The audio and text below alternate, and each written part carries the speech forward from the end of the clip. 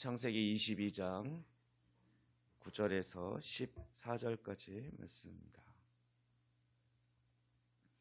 제가 대표로 봉독합니다. 하나님이 그에게 일러주신 곳에 이른지라. 이에 아브라함이 그곳에 제단을 쌓고 나무를 버려놓고 그의 아들 이삭을 결박하여 제단 위에 놓고 손을 내밀어 칼을 잡고 그 아들을 잡으려 하니 여호와의 사자가 하늘에서부터 그를 불러 이르시되 아브라함아 아브라함아 하시는지라. 아브라함이 이르되 내가 여기 있나이다 하매 사자가 이르시되 그 아이에게 내 손을 대지 말라. 그에게 아무 일도 하지 말라. 내가 내 아들 내 독자까지도 내게 아끼지 아니하였으니 내가 이제야 내가 하나님을 사랑하는 경외하는 줄을 아노라. 아브라함이 눈을 들어 살펴본즉 한 순양이 뒤에 있는데 뿔이 수풀에 걸려 있는지라. 아브라함이 가서 그 순양을 가져다가 아들을 대신하여 번제로 드렸더라. 아브라함이 그 땅 이름을 여호와 이레라 하였으므로 오늘날까지 사람들이 이르기를 여호와의 산에서 준비되리라 하더라. 아멘. 네, 오늘도 본문 말씀을 통해 아브라함의 믿음을 살펴보고 우리의 믿음을 돌아보는 귀한 은혜의 시간이 되기를 소망합니다. 드디어 아브라함은 이삭과 함께 하나님께서 지시하신 산 모리아 산에 도착합니다. 아브라함은 도착하자마자 제단을 쌓았습니다. 그리고 그 제단 위에 나무를 버려놓습니다. 이 일은 아마 혼자 하지 않고 나무를 지고 올라온 산에 올라온 이삭과 함께 했을 것입니다. 이삭 입장에서는 자신이 번제로 드려져야 되는 죽어야 하는 자리였고 또한 아버지 아브라함은 이삭을 죽여야 하는 자리였습니다. 그래도 그들은 기꺼이 순종했습니다. 그렇습니다. 이것이 신앙입니다. 이성적으로 이해되고 또 경험적으로 확인되고 누가 봐도 다 좋은 것을 하는 것이 신앙이 아닙니다. 순종하기에 실행하기에 너무 부담스럽지만 하나님의 말씀이기 때문에 순종하는 것이 바로 믿음입니다. 아브라함은 나무단을 만들어 놓고 사랑하는 아들 이삭을 결박하여 나무 위에 놓았습니다. 그런데 여기에는 아들 이삭의 순종이 있었습니다. 만약 아들이 묶이지 않으려고 마음먹고 몸부림쳤다면 아브라함은 결코 17살 정도 되는 젊고 힘센 아들 이삭을 묶을 수가 없었을 것입니다. 묶었다 하더라도 늙은 아버지가 젊은 아들을 어떻게 나무 제단 위에 올리겠습니까? 이삭이 아마 스스로 올라가야 했을 것입니다.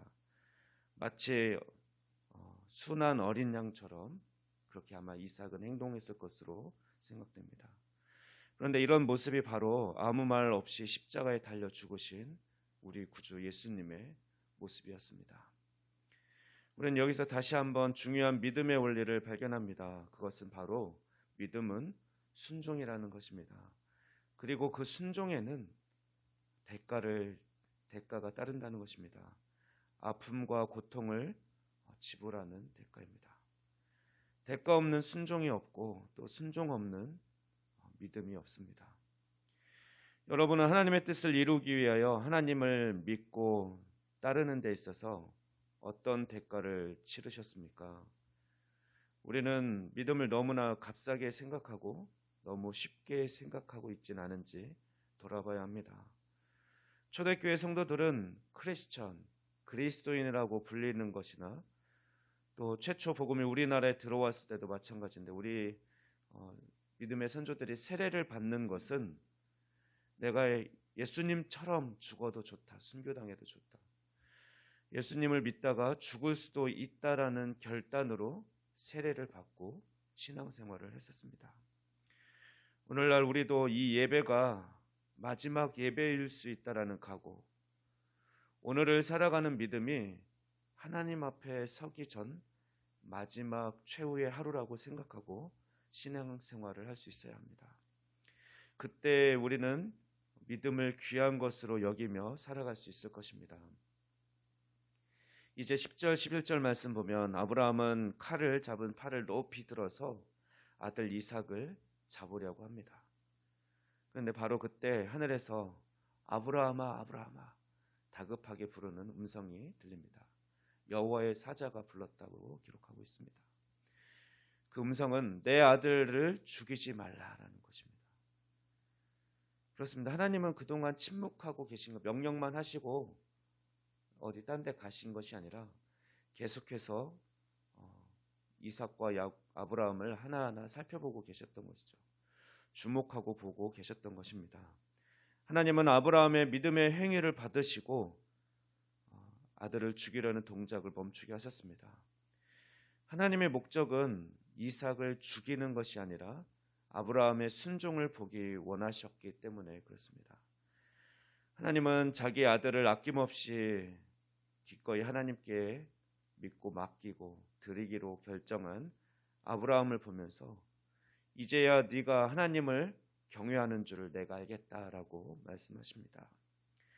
이제 13절 말씀 보면 번제로 드릴 대속물을 예비하신 하나님, 여호와 이레의 하나님을 만나게 됩니다. 하나님의 방법은 너무나 놀랍습니다. 하나님은 이삭을 죽이기를 원치 않으셨습니다. 아브라함의 순종을 통해 먼 훗날 메시아가 이 땅에 태어나고 또 메시아의 순종을 통해 구원받을 많은 사람들을 생각하신 하나님은 오늘 본문에 나오는 이 놀라운 장면, 이 그림을 통해서 아브라함에게 미리 보여주신 것입니다. 내가 이렇게 이 세상을 구원할 거야. 그리고 내가 번제물을 준비할 거야. 그것은 내 아들 독자 예수 그리스도야. 순양의 뿔이 수풀에 걸려 있었습니다. 세상 사람들은 아마 그걸 보면 우연히 순양이 있었네, 드릴 번제가 있었네 라고 말할 것입니다. 그러나 우리 믿음을 가진 사람은 이것을 보면 하나님의 예비하심, 하나님의 계획과 섭리다라고 고백해야 합니다. 이제 말씀을 정리합니다. 하나님은 이삭 대신 번제로 드릴 양을 준비해 주셨습니다. 그 양은 먼 훗날 우리의 죄를 지고 가신 하나님의 어린 양 예수 그리스도를 의미합니다. 그분이 우리의 구원자이십니다. 우리의 모든 죄의 문제를 그 어린 양 예수 그리스도께서 해결해 주셨습니다. 하나님은 어린 양을 준비하셨습니다. 그래서 그의 이름을, 그 산의 이름을, 그곳의 이름을 여호와 이레, 즉 준비하시는 하나님이라는 뜻으로 그렇게 불렀습니다. 그리고 아브라함과 이삭이 그 은혜를 입었듯이 준비하시는 하나님의 은혜를 그가 경험했듯이 그 놀라운 은혜를 그 준비된 어린 양의 은혜는 사실 오늘날 우리가 받았습니다.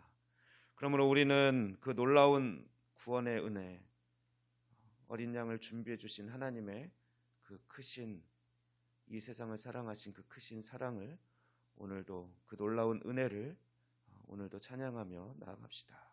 기도하겠습니다. 사랑의 하나님 아버지, 감사합니다. 오늘도 우리와 함께 하시며 우리를 위해 모든 것을 예비하신 하나님 감사합니다. 오늘도 아브라함의 순종하는 믿음을 통해 우리도 더 큰 믿음을 소망하게 하시니 감사합니다. 우리도 아브라함처럼 하나님을 전적으로 신뢰하고 순종하며 나아가는 그런 큰 믿음을 허락하여 주시옵소서.